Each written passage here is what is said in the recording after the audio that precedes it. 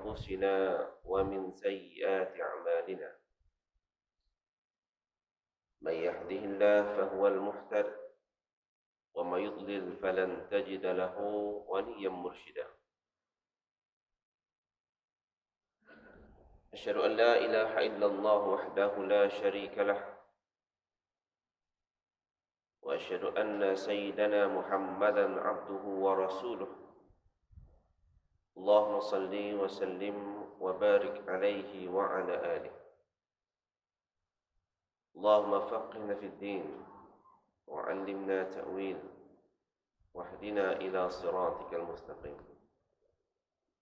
Tuan-tuan, puan-puan, mudah-mudahan kita keseluruhannya pada pagi ini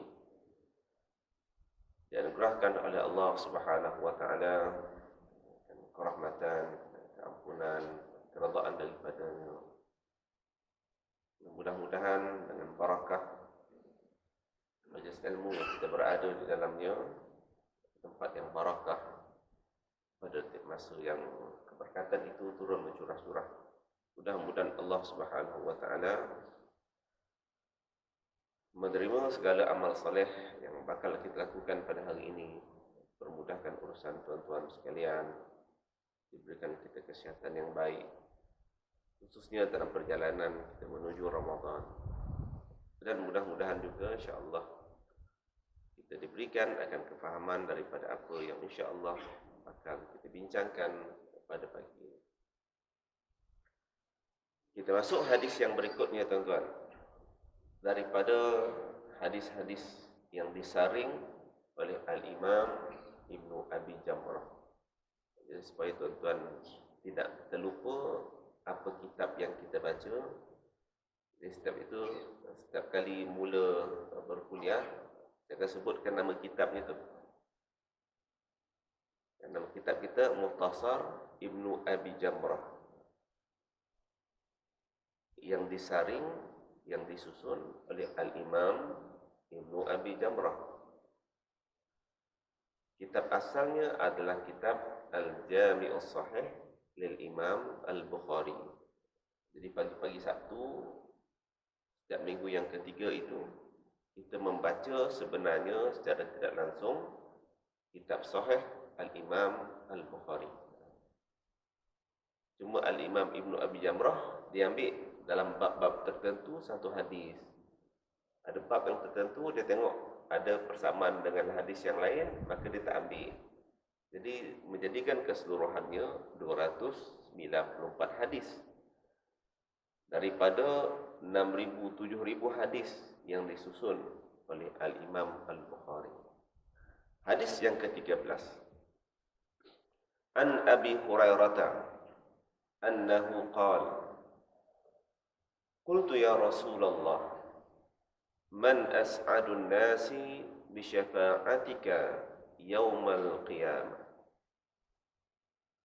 Qala Rasulullah sallallahu alaihi wasallam laqad dhanantu ya Aba Hurairah alla yas'aluni an hadzal hadits ahadun awwala minka lima ra'aitu min hirsika 'ala al-hadithi. As'adun nasi bi syafa'ati yaumal qiyamati man qala la ilaha illallah khalisan min qalbihi aw nafsihi. Hadis yang pendek, tuan-tuan, tapi dalamnya terkandung berbagai manfaat istifadah yang boleh kita ambil. Baik, yang pertamanya, hadis pada pagi ini adalah hadis yang diriwayatkan oleh Sayyiduna Abu Hurairah radhiyallahu ta'ala. Saya rasa sebelum ni kita dah sebutkan sekali tentang sedikit biodata Sayyiduna Abu Hurairah. Dan saya tak berhajat nak panjang-panjang, tuan-tuan, sebab kita akan jumpa namanya banyak kali.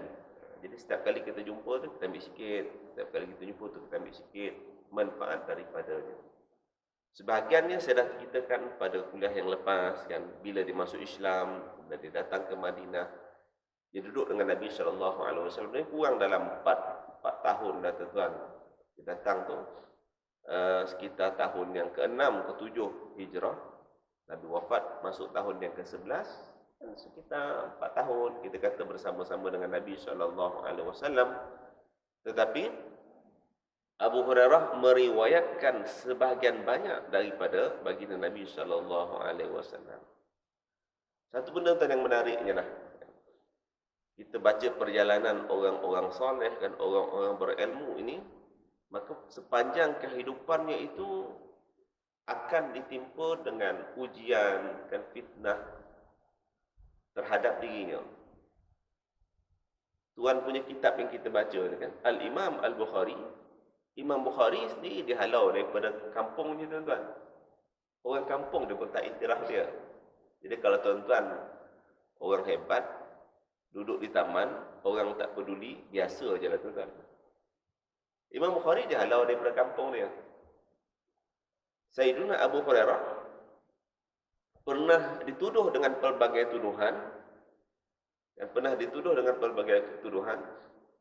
dengan anggapan, dengan tanggapan bahawa banyak menyebarkan hadis-hadis yang palsu. Kan sehingga orang pernah tanya tuan-tuan, kau ni duduk, saya mudahkan bahasa lah tuan-tuan, dia tak dekat bahasa Kuala Lumpur lah. Kan orang pernah tanya dia, sahabat pernah tanya dia, duduk dengan Nabi dalam tempoh masa yang sedikit, bagaimana boleh meriwayat lebih banyak berbanding sahabat-sahabat yang lain? Kan Abu Hurairah kata tentang orang Ansar datang ke Madinah, sibuk dengan urusannya kan. Orang Ansar duduk Madinah lah. Orang Ansar duduk di Madinah sibuk dengan pasar, perniagaan. Orang Muhajirin yang datang daripada Mekah, maka sibuk dengan kebun, kan, uruskan ternakan. Tapi Abu Hurairah tak buat apa-apa pun. Dia cuma duduk belakang masjid Nabi SAW. Kerja tak ada, kahwin tak, tuan, rumah pun tak ada. Ketika hayat dengan Nabi SAW. Cuma lepas bila Nabi SAW wafat, maka baru Abu Hurairah keluar kan.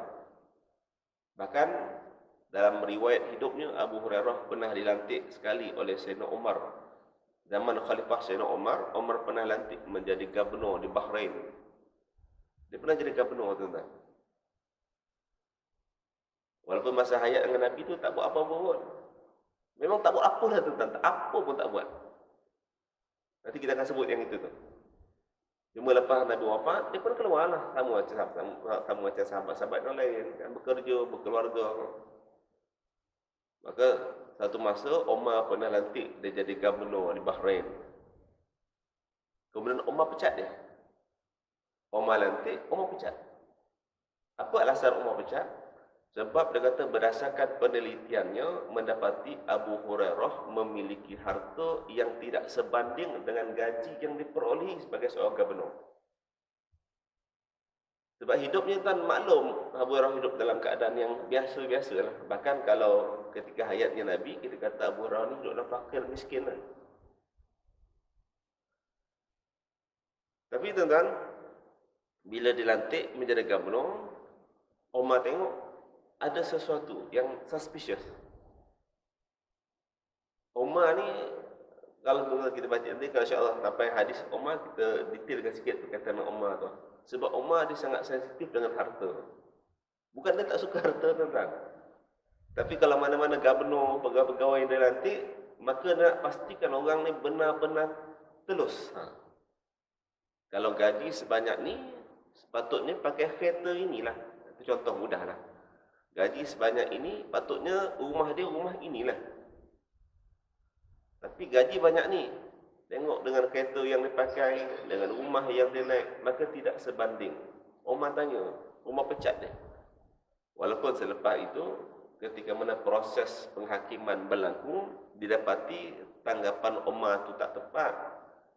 Kerana Abu Hurairah, dia dapat harta tadi melalui perniagaan yang dia buat. Kan ada sumbangan daripada orang. Maka dia beli kuda. Dia isunya kuda tuan-tuan. Sebab kuda-kuda yang dia beli ni, tengok dengan pendapatan dia, kuda ni mahal-mahal ni. Yang harga 1,000 dinar, 1,000 dinar tuan-tuan. Maka Umar tengok macam benda tak kena, Umar pecat dia.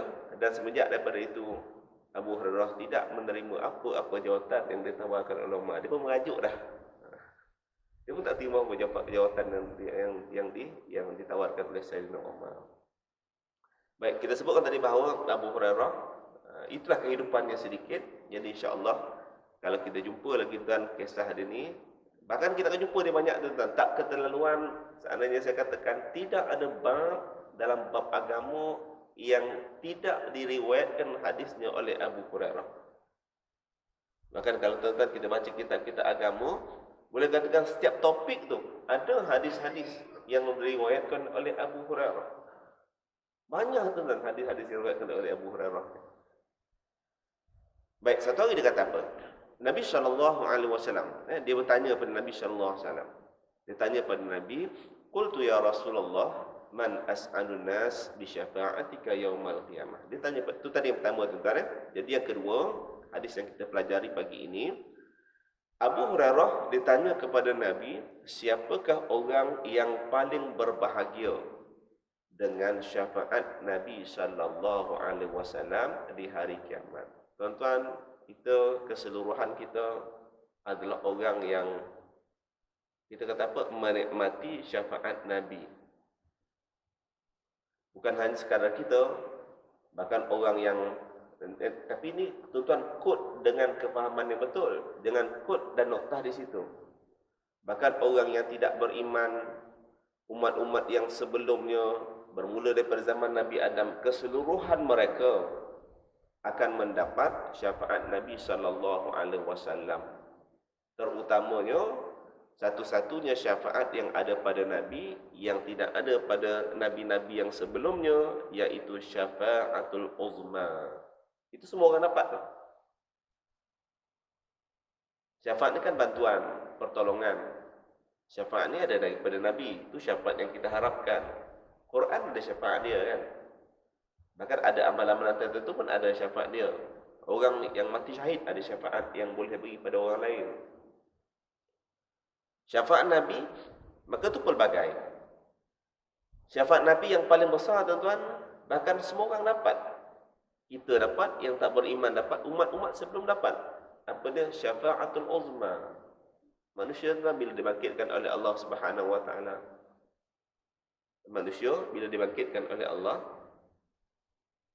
daripada kubur mereka. Tapi bila saya sebut apa tuan-tuan faham? Manusia bila dibangkitkan.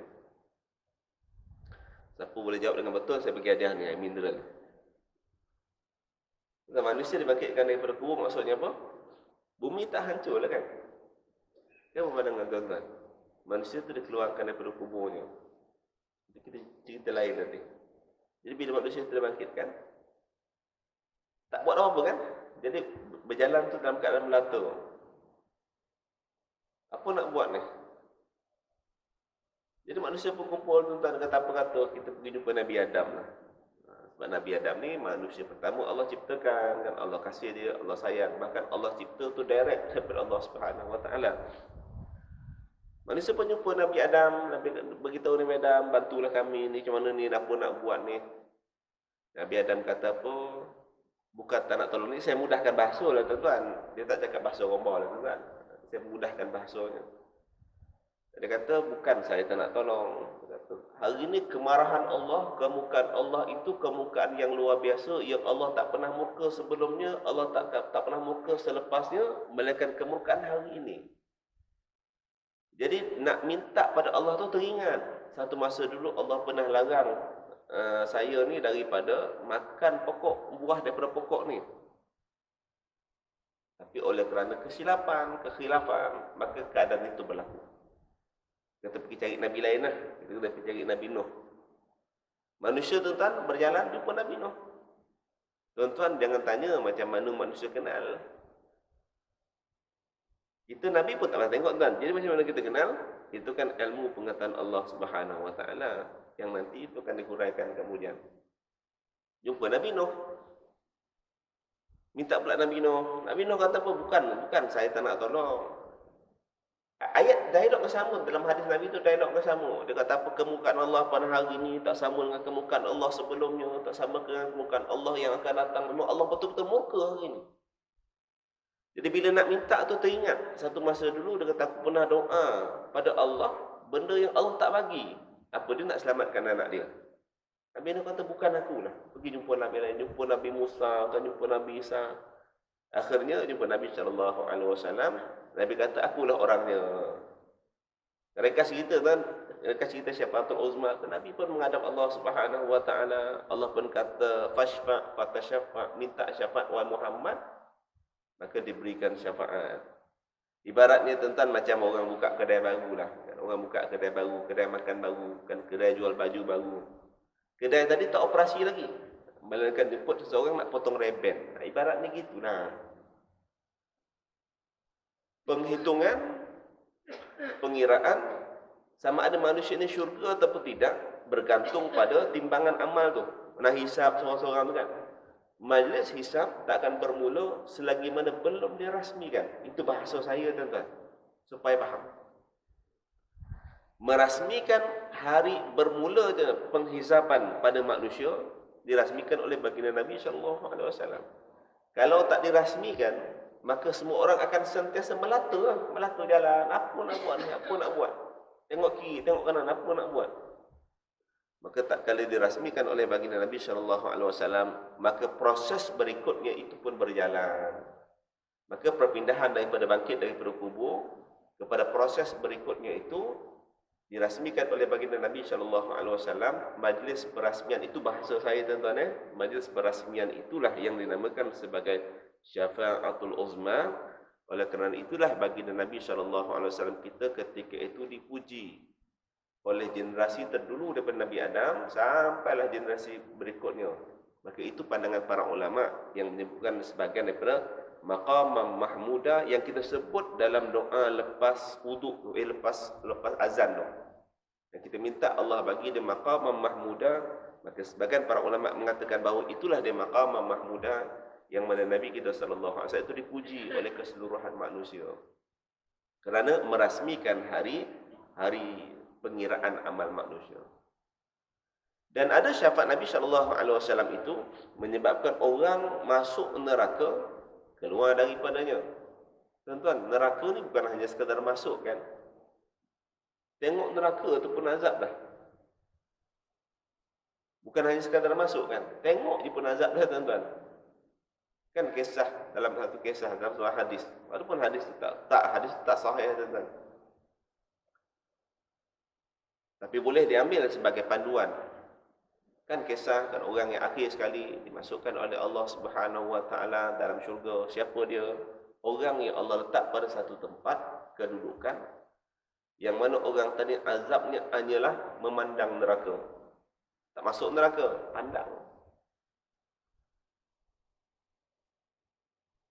Kalau masuk apatah lagi kan. Jadi kalau orang yang pandang pun azab, masuk apatah lagi.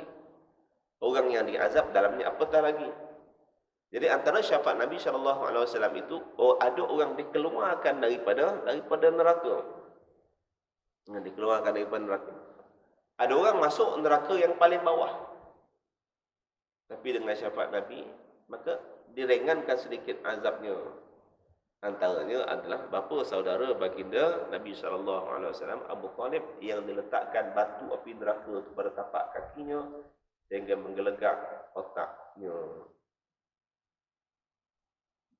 Bahkan ada hadis-hadis yang lain menyebutkan orang-orang beriman, kita termasuk dalam jantan orang beriman mudah-mudahan. Kan orang-orang yang ada keimanan pada Nabi SAW, keimanan pada Allah, maka orang ni akan dikeluarkan keseluruhannya daripada neraka. Saya mudah nak beritahu orang Islam, orang beriman, dia confirm masuk syurga. Itu bahasa mudah tuan-tuan. Tapi sebelum masuk tu, transitlah dulu. Dan transit dulu. Berapa tahun transit? Allah Alhamdulillah berdasarkan amalan masing-masing. Ada orang mungkin 1000 tahun, ada orang mungkin 2000 tahun. Syurga, itu pasti masuk. Itu pasti masuk kan? Tapi bila nak masuk, itu persoalannya. Ada orang masuk tanpa hisab, itu pun syafaat Nabi. Ada orang masuk tuan-tuan, masuk. Tapi kesempatan tengok Nabi itu jarang-jarang. Kerana disebutkan antara nikmat besar dalam syurga tu bukan hanya sekadar masuk dalam syurga. Antara nikmat besar masuk dalam syurga tu adalah dapat menatap wajah Allah dan menatap wajah Nabi SAW. Kan satu kebimbangan yang disuarakan oleh seorang sahabat namanya Thauban radhiyallahu taala anhu. Kami cerita tu sikit-sikit lah, supaya faham kan. Thauban ni khidmat dengan Nabi. Bila khidmat dengan Nabi, memang hari-hari tengok muka Nabi lah. Satu hari Nabi keluar rumah, Thauban di rumah, tunggu Nabi tak balik-balik. Tengah hari tak balik, petang tak balik.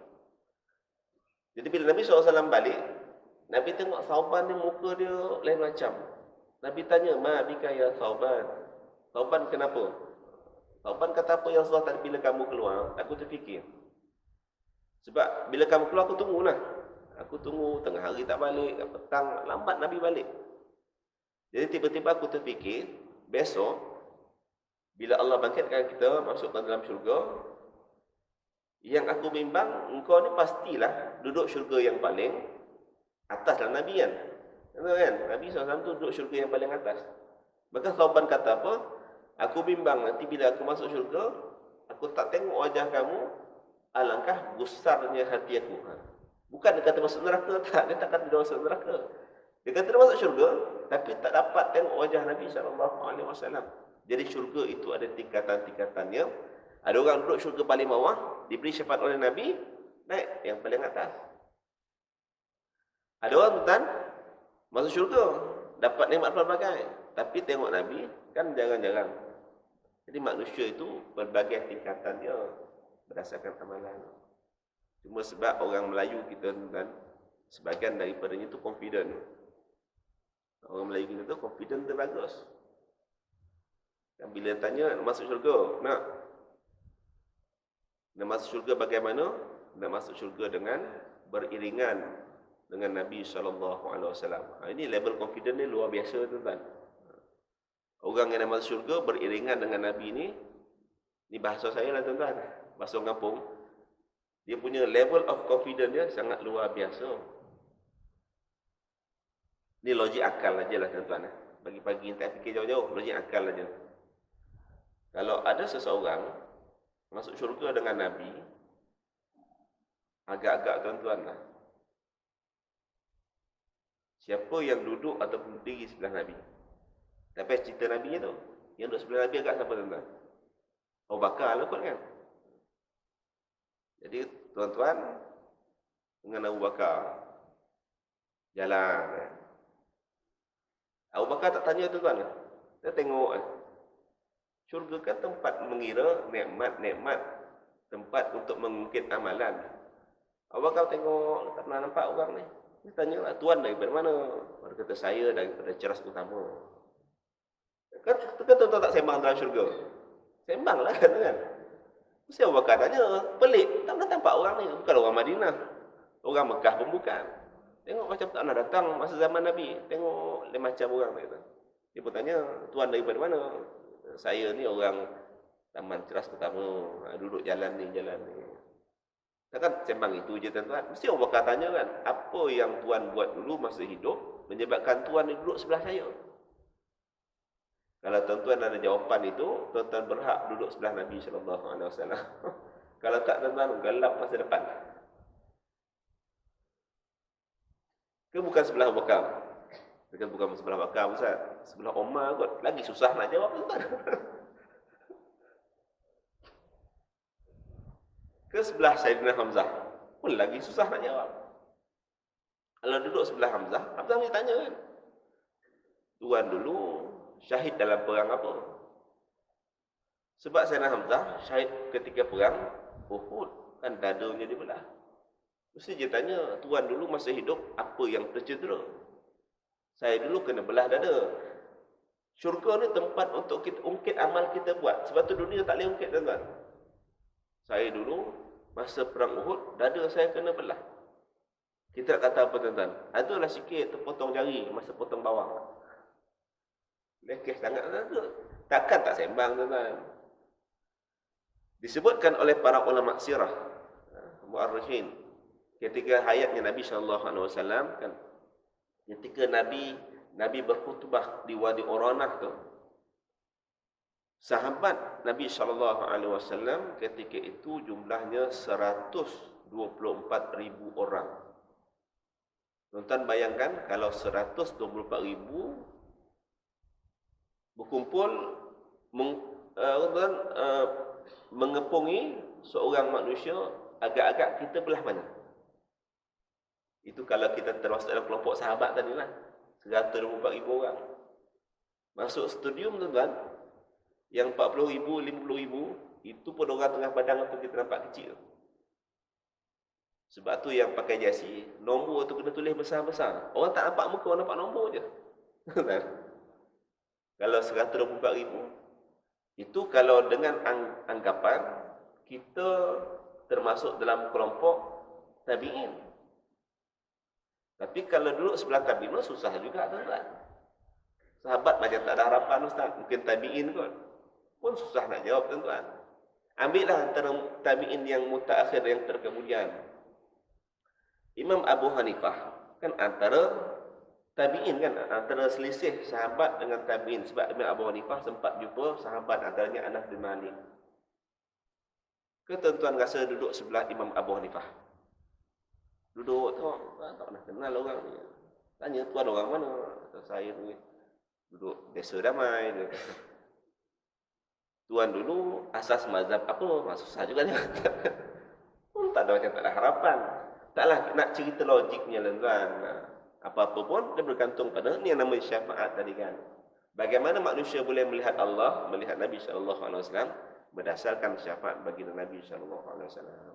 Sebab kalau ikut logik yang begitu, macam tak ada harapan tuan, nak dekat dengan Nabi, nak salam dengan Nabi, nak peluk Nabi, macam tak ada harapan, nampak macam tak ada harapan.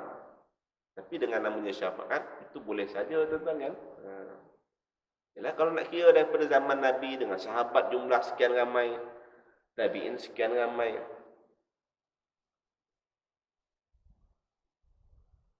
manusia yang selepas lagi dah tuan-tuan.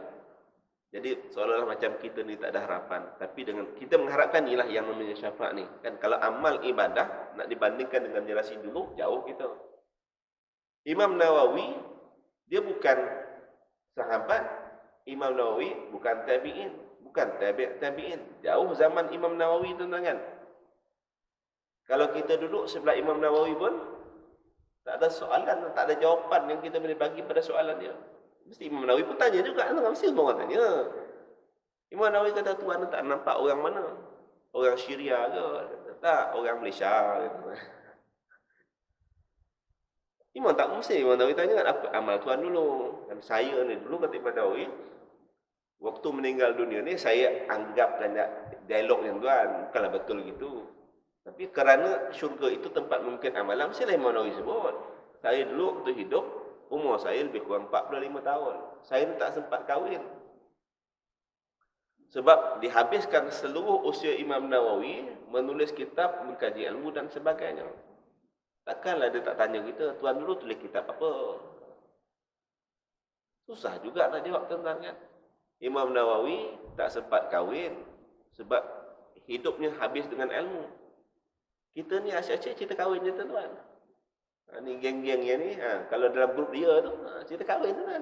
Tapi bukan berani pun, kan? Itulah satu yang ada. Sembang bukan main kan.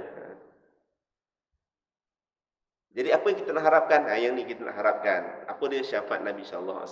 Kan orang yang jauh didekatkan, kan orang yang tak boleh bersalam boleh bersalam dengan syafaat Nabi. Kerana ikut logiknya tak boleh. Ikut logiknya tak boleh. Tapi dengan syafaat, maka segala itu dimungkinkan. Duduk syurga yang paling bawah, maka Nabi angkat naik syurga yang paling atas. Tak dapat tengok wajah Nabi, diberikan syafaat dapat tengok wajah bagi Nabi SAW. Baik, itu selesai syafaat Nabi itu ada pelbagai. Sikit lagi kita habiskan hadis ini sebagai akhir dan kesimpulannya. Apa kata Nabi SAW? Qala Rasulullah SAW, laqad zanantu ya Aba Hurairah an la yas'aluni an hadzal hadits ahadun awwalu minki. Lima ra'aitu min harsika 'alal hadis. Nabi kata apa? Bila Abu Hurairah tanya, "Ya Rasulullah, siapa yang paling berbahagia dengan syafaatmu?" Nabi jawab begini tuan-tuan. Sebelum jawab hadis itu, Nabi kata, "Aku agak dah. Takkan ada orang lain yang akan tanya soalan ini melainkan engkau, kerana aku tengok engkau ni sangat bersungguh-sungguh." Ini pengiktirafan Nabi. Nabi recognize dia.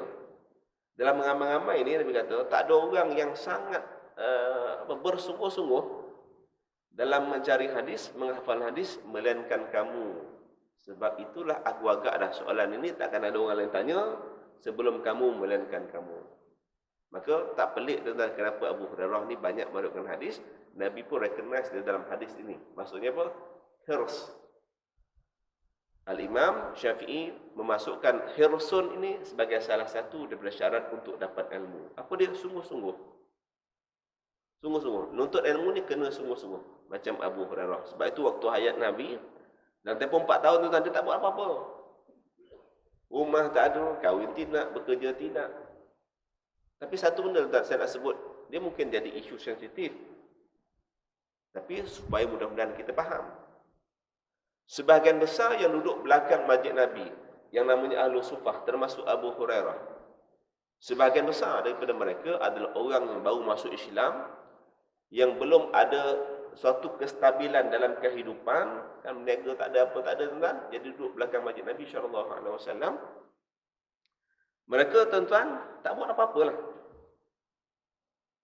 Tak buat apa-apa. Melainkan adalah tuan-tuan kerja sikit-sikit macam tu, sebagiannya pergi cari kayu api, dan jual pada orang Madinah, dapat duit belanja.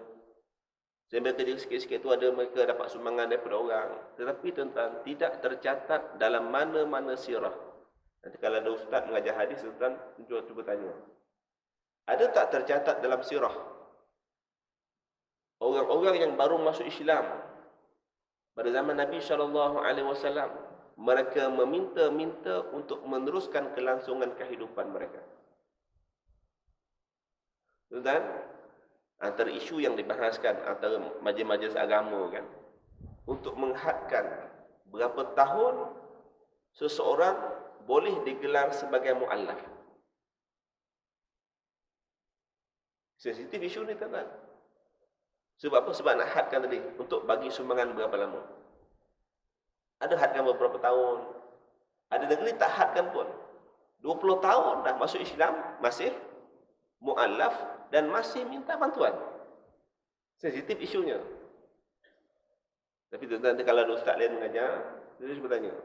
Ada tak mu'allaf zaman Nabi, mereka meneruskan kelangsungan hidup mereka dengan meminta-minta? Tak, tuan-tuan. Abu Hurairah tak. Dia mu'allaf lah kan. Tak buat apa pun. Minta, tak minta. Yang mampu bekerja, pergi cek kayu api, jual pada orang Madinah, dapat belanja sikit. Minta sahabat-sahabat tolong. Tapi dia kena ada hubungan timbal balik, tuan-tuan. Kalau tak ada orang meminta-minta, perlu ada orang yang sedia sudi memberi. Bila ada orang nak bagi, tak perlu meminta-minta kan. Tapi bila tak ada orang bagi, sebab itu yang kena minta lah.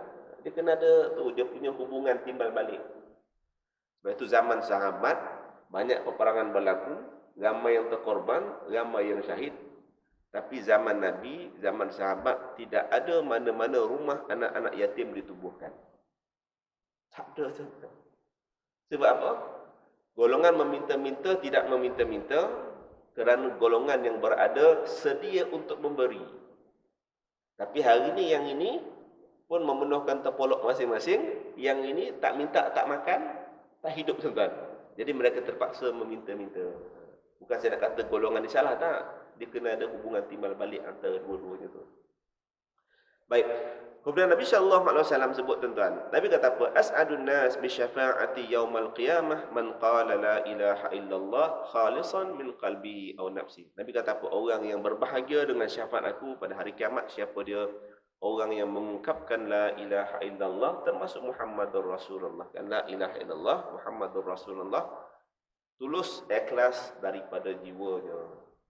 Sebab itu saya sebutkan tadi bahawa mana-mana orang yang ada sedikit dalam hatinya kalimah Allah dan kalimah la ilaha illallah, maka orang tadi akan dapat syafaat Nabi SAW. Daripada serengan-rengan syafaat, dan sehinggalah orang tadi boleh dikeluarkan daripada neraka, masuk ke dalam syurga. Dengan mana tuan-tuan? Dengan bantuan, pertolongan daripada baginda Nabi SAW. Jadi saya kira untuk pagi ini sekadar itu. InsyaAllah mudah-mudahan ada manfaat yang kita peroleh daripadanya. Dan tidak lain tidak bukan tuan, kita mengharapkan, kita keseluruhannya, saya tuan-tuan, kita mengharapkan syafaat Nabi SAW. Kerana nak sandarkan segalanya dengan amalan kita, tak ada apa yang boleh diharapkan. Nah, tuan-tuan balik fikirlah apa yang saya sebutkan tadi kan. Duduk sebelah Nabi, Abu Bakar tanya, kita pun kata ada lah sikit amal buat kan. Sembahyang subuh saya datang masjid, sembahyang asar datang masjid. Ini Abu Bakar, kalau saya jadi Abu Bakar, saya pun tengok atas bawah kan, takkan kau macam ni sebelah Nabi SAW kan. Paling tak adalah sesuatu amalan yang istimewanya itu yang menyebabkan kita layak berada di posisi yang itu. Jadi sama-sama kita memposisikan diri kita berdasarkan amalan yang kita buat. Kalau rasa tak mampu tuan-tuan, maka kita sangat-sangat bergantung dan berharap kepada syafaatnya Nabi sallallahu alaihi wasallam. Wallahu ta'ala a'lam. Aqul qali hadza wa astaghfirullah al-'azim li wa lakum. Bismillahirrahmanirrahim. Alhamdulillahi rabbil alamin. Wassalatu wassalamu ala sayyidil mursalin wa ala alihi washabbihi ajma'in. Allahumma ya 'alim 'allimna min 'ilmika ma tarda bihi anna wa la tu'akhidhna bima ta'lamu minna. Allahumma ya 'alim khalliqna bi khuluqil 'ilmi wa haqqina bi haqa'iqil 'ilm. Rabbi syrah lana sudurana wa yassir lana umurana wa hlul 'uqdatam min alsinatina yafqahu aqwalana. Sallallahu ala sayyidina Muhammad wa ala alihi wa sahbihi wa baraka wa sallam. Alhamdulillahi rabbil alamin. Assalamualaikum warahmatullahi wabarakatuh.